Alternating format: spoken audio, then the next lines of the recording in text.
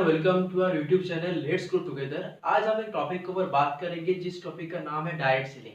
आप direct selling नाम समझ सुनते ही लोगों के मन में कुछ नेगेटिव थॉट्स आते हैं, बट ये जाहिर सी बात है, इसको लेकर हम कुछ कर नहीं सकते बिकॉज ये एक ऐसा टॉपिक है जो हम लोग को इंडिया में ये एक हॉट टॉपिक रहता है पूरे साल भर, और पिछले 5-6 साल तक ये चलते आ रहा है। बिकॉज ये जो टॉपिक है इसके रिलेटेड बहुत सारे क्वेश्चंस लोग होता है लोगों के मन में कि असल में डायरेक्ट सेलिंग चीज क्या है, क्या इंडियन गवर्नमेंट इसको परमिट करता है, क्या ये सच में स्कैम है, क्या ये सच में फ्रॉड है, क्या इसमें पैसा लगाना पड़ता है, क्या इसमें पैसा इन्वेस्ट करना पड़ता है, क्या इसमें लोगों के घर घर जाके पैसा सामान बेचना पड़ता है, क्या सच में हमको पैसा मिल सकता है, क्या इससे हम रातों रात करोड़पति बन सकते हैं, क्या इसको एक महीने के अंदर हम ऑडी जैगवार वगैरह कुछ ले सकते हैं। तो आज की इस वीडियो में हम और आप मिलके डायरेक्ट सेलिंग के ऊपर जो भी क्वेश्चंस हैं, जैसे कि आपको मैं अभी बोला हूँ, वो क्वेश्चंस आज हम सॉर्ट आउट करेंगे। ठीक है, तो वीडियो में बने रहिए, देखिए, ज्यादा नहीं, मैक्स टू मैक्स 5 या 6 मिनट का वीडियो होगा। ये वीडियो देखने के बाद आपके मन में डायरेक्ट सेलिंग को लेके जो भी क्वेश्चंस था वो आंसर हो जाएगा। चल झूठा। और ये वीडियो देख के शायद आपके मन में भी डायरेक्ट सेलिंग के ऊपर इंटरेस्ट जगे। ठीक है, तो वीडियो में आप बने रहिए। डायरेक्ट सेलिंग क्या है वो हम प्रैक्टिकली आज एक एक करके देखेंगे, क्योंकि मैं स्टैट्स के ऊपर बात करूंगा। क्योंकि सीखने से पहले हमको ट्रेडिशनल मार्केटिंग या ट्रेडिशनल जो वे जो सेलिंग होता है, जैसे दुकानदार वगैरह दुकान में सामान वगैरह सेल होता है, उसको हमें समझना पड़ेगा। देखिए, ट्रेडिशनल सेलिंग क्या होता है, ट्रेडिशनल मार्केटिंग। ओके,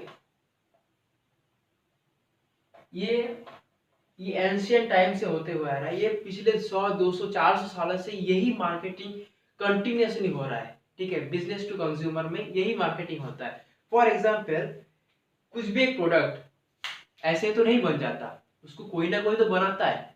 तो प्रोडक्ट जब बनता है तब उसका एक्चुअल कॉस्ट काफी ज्यादा लो होता है।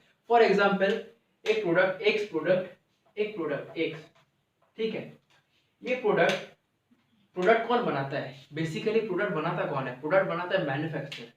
जो प्रोडक्ट मैन्युफैक्चर करता है उसको मैन्युफैक्चरर कहते हैं हम। ठीक है, तो मैन्युफैक्चरर प्रोडक्ट बनाता है एक्स। प्रोडक्ट का मैन्युफैक्चरिंग कॉस्ट कितना होता है? सबसे कम होता है एक प्रोडक्ट का कॉस्ट मैन्युफैक्चरिंग रेट में, वो होता है, फॉर एग्जांपल, हम प्रोडक्ट पकड़े 35 रुपीज। इसने मैन्युफैक्चरर ने इसी रेट पे एक प्रोडक्ट बनाया। ठीक है, ये प्रोडक्ट अब तो मैन्युफैक्चरर खुद तो बाजार में आके सेल तो नहीं करेगा, इसको तो एक मीडियम चाहिए ताकि ये प्रोडक्ट अपना कंज्यूमर तक पहुंचा सके। तो ये एक प्रोडक्ट पैकेज होके कहाँ पे जाता है? कंपनी के पास जाता है। ठीक है, कंपनी जो इस प्रोडक्ट मैन्युफैक्चरर से खरीदता है। ठीक है, तो कंपनी तो खुद बोरी लेके तो आएगा नहीं दुकान में सेल करने के लिए, या घर घर में आएगा तो नहीं सेल करने के लिए, या फिर वो तो कुछ ऐसा कर नहीं सकता।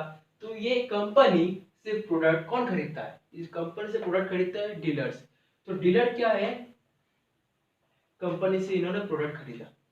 अब ये डीलर जो है, ये मतलब ऐसा तो नहीं कि हम कंज्यूमर डायरेक्ट डीलर से प्रोडक्ट खरीद सकते हैं, ऐसा हो ही नहीं सकता। तो कंज्यूमर तक प्रोडक्ट पहुंचाने के लिए इनके बीच एक और बंदा आता है, उसको हम कहते हैं होलसेलर। आप लोगों ने सुना होगा कि होलसेल रेट में सामान मिल रहा है, होलसेल रेट में हमको कपड़ा मिल गया, होलसेल रेट में हमको ये प्रोडक्ट मिल गया। ठीक है, तो होलसेलर तो मतलब वहां पे तो आप ऐसे सिंगल पीस ऑफ प्रोडक्ट तो आप खरीद नहीं सकते। तो होलसेलर में क्या, होलसेलर में प्रोडक्ट बल्क में खरीदना पड़ता है। तो होलसेलर और कंज्यूमर के बीच में एक बंदा और आता है, उसको हम कहते हैं रिटेलर। ठीक है, रिटेलर। अब ये रिटेलर है वो बंदा जो इन सब की ये जो सब कड़ियां है ना, इनको ज्वाइन करता है। ठीक है, और इसका जो ये प्रोडक्ट है, ये रिटेलर पहुंचाता है हम लोग के तक। तो रिटेलर के बाद आता है कंज्यूमर, ये है हम लोग। अब अगर आप सोच रहे हैं कि ये 35 रुपीज का प्रोडक्ट आप हमको मिलेगा 35 रुपीज में, तो आप सबसे ज्यादा गलत सोच रहे हैं, क्योंकि ये प्रोडक्ट कंपनी के पास जाता है तो कंपनी आपका अपना कमीशन रखता है, प्रॉफिट रखता है। कंपनी के बाद जब डीलर उससे खरीदता है तो प्राइस और ज्यादा इंक्रीज होता है, क्योंकि इसको भी तो देखिए, बिजनेस में प्रॉफिट सबसे मेन चीज है। अगर आपको लगता है कि कंपनी आपको लॉस में कुछ सेल कर रहा है, तो आप गलत समझ रहे हो। कंपनी आपको कॉस्ट प्राइस पे सेल कर सकता है, लेकिन कंपनी कभी भी आपको लॉस में सेल नहीं करेगा। This is a basic business module. मजा आया, और मैं ये जो मजा है हिंदुस्तान के हर व्यक्ति को देना चाहता हूं। ओके, तो डीलर से कौन खरीदा? डीलर से खरीदा होलसेलर। डीलर के पास से खरीदा कौन? होलसेलर। अब होलसेलर क्या है? अगर होलसेलर तो अपना बिजनेस तो लॉस में करेगा नहीं, तो उसने भी अपना मार्जिन लगा लिया। हाँ, कम होगा बट मार्जिन तो लगाएगा, वरना वो भी खाएगा क्या? ठीक है। अब ये जो होलसेलर होता है, ये प्रोडक्ट किसको देता है? रिटेलर को, ताकि रिटेलर फर्दर कंज्यूमर को सेल कर सके। ठीक है। तो ये रिटेलर लास्ट का जो बंदा है, this person makes the most amount of profit. सबसे ज्यादा प्रॉफिट ये बंदा बनाता है, रिटेलर। ठीक है। तो ये भी अपना कमीशन लगाया। अब प्रोडक्ट का मैन्युफैक्चरिंग कॉस्ट है 35, प्रोडक्ट का एमआरपी है 100। ठीक है। बस इस रिटेलर ने खरीदा कितने पे? 85 पे। ठीक है। और बेचा कितना कंज्यूमर को? हमने खरीदा इसको 100 पे। So this is traditional marketing.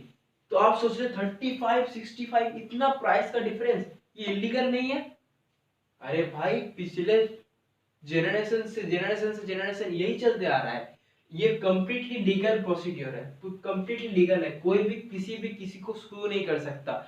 इस मॉड्यूल में ना तो कंज्यूमर इस पे केस कर सकता है, ना तो रिटेलर इस पे केस कर सकता है, ना तो कंज्यूमर इस कंपनी पे केस कर सकता है। This is traditional module of business.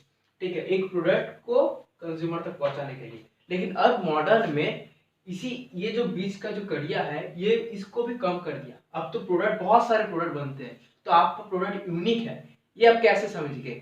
ठीक है। तो अब क्या होता है, अब हम लोग करते हैं एडवर्टीजमेंट। अब कंपनी, होलसेलर, कंपनी, डीलर क्या करते हैं? एडवर्टीजमेंट करता है। फॉर एग्जाम्पल, आपने देखा ही होगा, टाटा का कुछ एक कार निकला।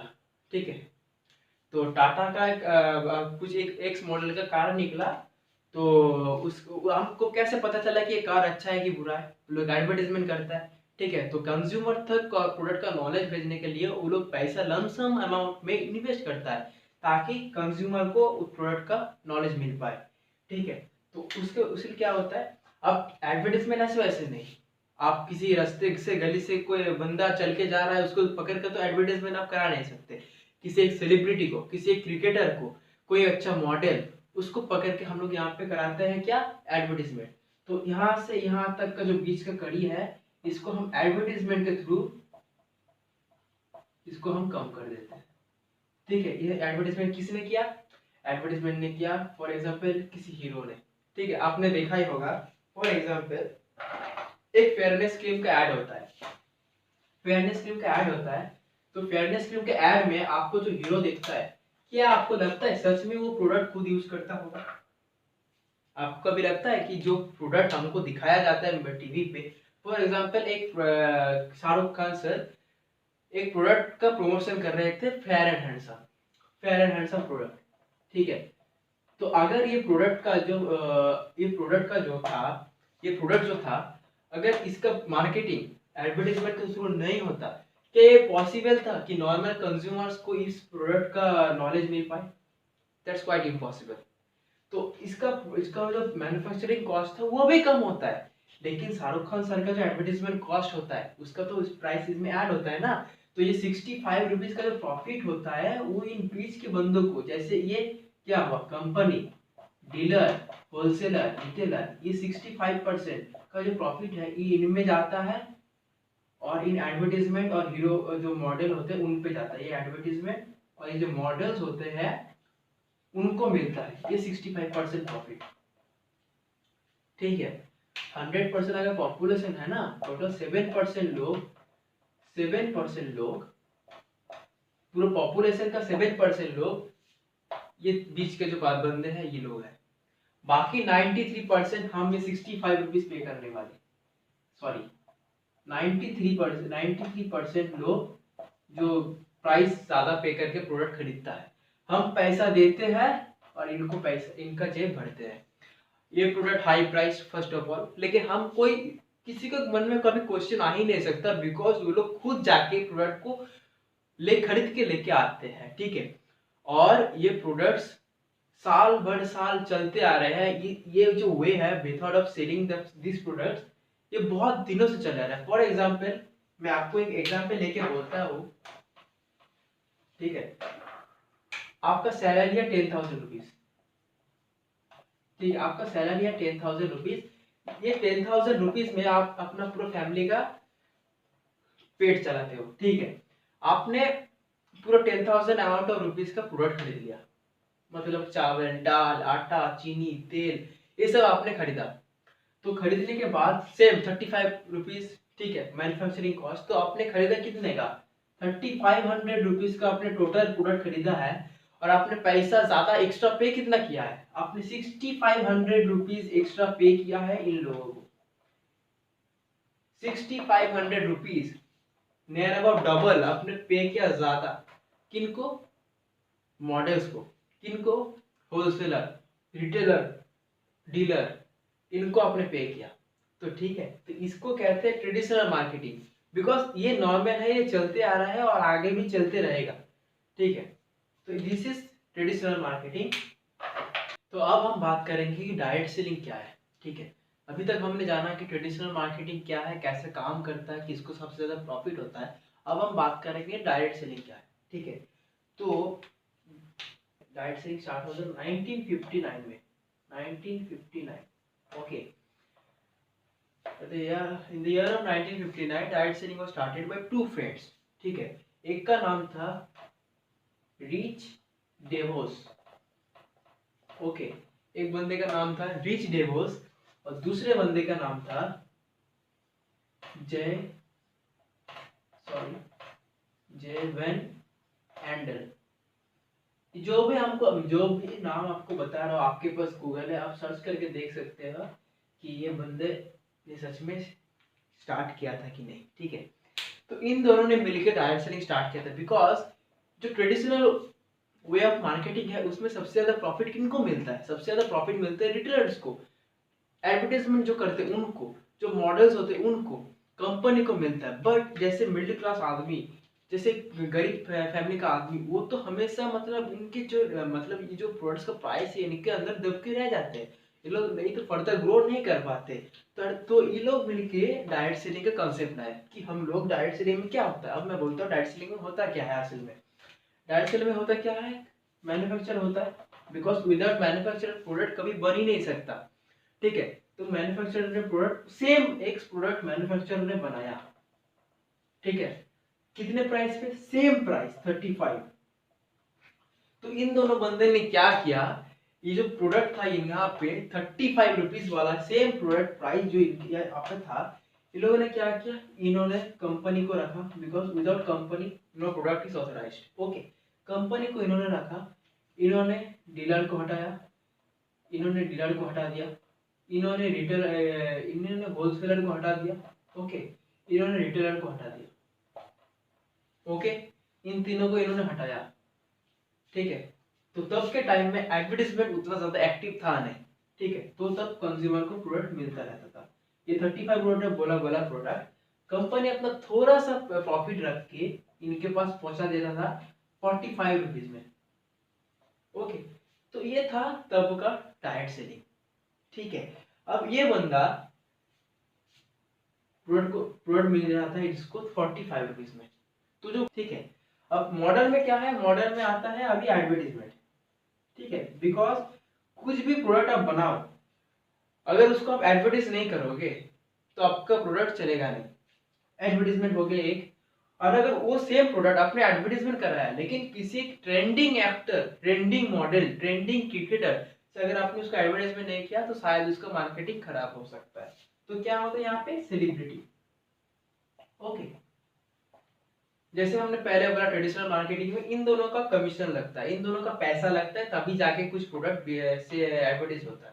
ठीक है, तो इन लोग का पैसा, इन लोगों को भी डायरेक्ट सेलिंग ने कट मार दिया, हम लोग इनको नहीं देंगे काम। ठीक है, तो सेम प्रोडक्ट मिल रहा था 35 से 55 रुपीज में, अभी भी ये चलते आ रहा है। ठीक है, तो दिस इज डायरेक्ट सेलिंग। मतलब देखिए, डायरेक्ट सेलिंग में प्रोडक्ट मैन्युफैक्चर से कंज्यूमर तक 3 स्टेप में आता है। पहला स्टेप क्या है? पहला स्टेप है मैन्युफैक्चर, प्रोडक्ट मैन्युफैक्चर हुआ, ओके। उसके बाद आता है क्या? डिस्ट्रीब्यूटर्स। ठीक है, मतलब कंपनी, ठीक है, कंपनी डिस्ट्रीब्यूटर्स। अगर डिस्ट्रीब्यूटर ही एक मात्र सब पर्सन है जो मैन्युफैक्चर को कंज्यूमर तक पहुंचाएगा प्रोडक्ट, वरना अगर एक बंदा भी नहीं रहेगा तो कैसे प्रोडक्ट को, कंज्यूमर को प्रोडक्ट मिलेगा? ठीक है, तो मैन्युफैक्चरर के बाद डिस्ट्रीब्यूटर्स। ओके, तो डिस्ट्रीब्यूटर्स कंपनी ऑथराइज्ड पर्सन्स, ठीक है। ऐसा कोई नहीं कि कोई प्राइवेट बॉडी या फिर कोई प्राइवेट पीपल आके वो प्रोडक्ट मैन्युफैक्चर खरीद सकता है, ऐसा नहीं होता डायरेक्ट सेलिंग में। Distributors are company authorised persons. Okay, distributors, ठीक है। उनके बाद क्या, कंज्यूमर। अब तो अभी आप सोच ही रहेंगे कि मैन्युफैक्चर तो प्रोडक्ट बनाया 35 रुपीज में, ठीक है, सॉरी 35 रुपीज में, तो इसका तो ये तो अपना मार्जिन लगाएगा, डिस्ट्रीब्यूटर तो अपना मार्जिन लगाएगा। हाँ, मैंने आपको क्या बोला, डायरेक्ट सेलिंग में मार्जिन नाम का कोई चीज होता नहीं है, ठीक है। अगर कुछ कुछ कंपनीज में कंपनी बीच में इन्वॉल्वमेंट लाती है अपना, ठीक है, ताकि वो अपना खुद का जो एक्सपेंस होता है, ठीक है, जैसे खुद के expense, for example electricity bill, transportation charges, ठीक है, इंटरनेट चार्जेस, उसके बाद वाटर चार्जेस, ठीक है, प्रोडक्शन कॉस्ट, ये सब चार्ज करने के लिए थोड़ा यहाँ पे लगाता है। बट कुछ कुछ कंपनीज ऐसा होता है कि मैन्युफैक्चर रेट के बाद कंज्यूमर तक वो प्रोडक्ट वो लोग मैक्स टू मैक्स 40 रुपए में भेज देते हैं। ये बीच में काम करता है, डिस्ट्रीब्यूटर का बहुत इंपॉर्टेंट रोल होता है। ये कंज्यूमर भी डिस्ट्रीब्यूटर है, डायरेक्ट सेलिंग में कंज्यूमर भी डिस्ट्रीब्यूटर है, ठीक है। उसके ऊपर मैं फर्दर बात करूंगा, ठीक है, किसी एक वीडियो में। बट आप खाली ये समझ लें कि ये जो प्रोडक्ट 35 रुपीज में आपको मिला, ठीक है, ये प्रोडक्ट कंज्यूमर को मिल गया 40 रुपीज में, तो 60 रुपीज का बचत, ठीक है। तो 60% प्रॉफिट हुआ किसका, 60% प्रॉफिट हुआ इन दोनों लोगों का।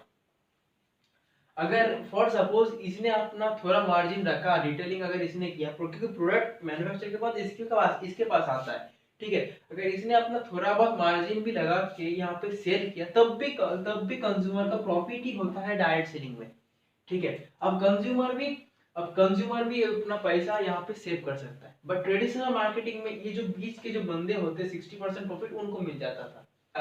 डायरेक्ट सेलिंग के बारे में तो हमने जान लिया, बट क्या डायरेक्ट सेलिंग लीगल है इंडिया में?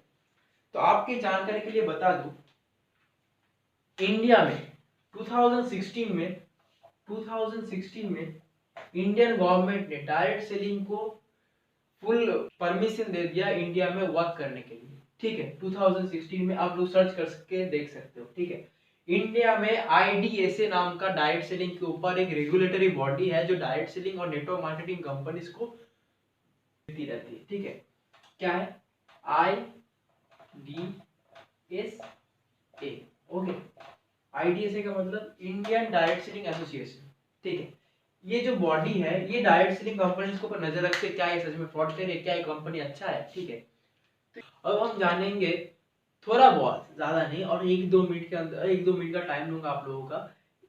और क्या होते हैं जो मतलब आपके जो मन में डाउट्स होते हैं ना कि किसका कोई फ्यूचर में स्कोप है कि नहीं, वो मैं क्लियर करना चाहता हूँ। देखिए FICCI और KMPG, देखिए बहुत बड़े दो ऑर्गेनाइजेशन है, इन्होंने एक आर्टिकल में रिपोर्ट डाला था अपना कि डायरेक्ट सेलिंग का इंडिया में अभी तक का टर्नओवर है 16,500 करोड़, ठीक है।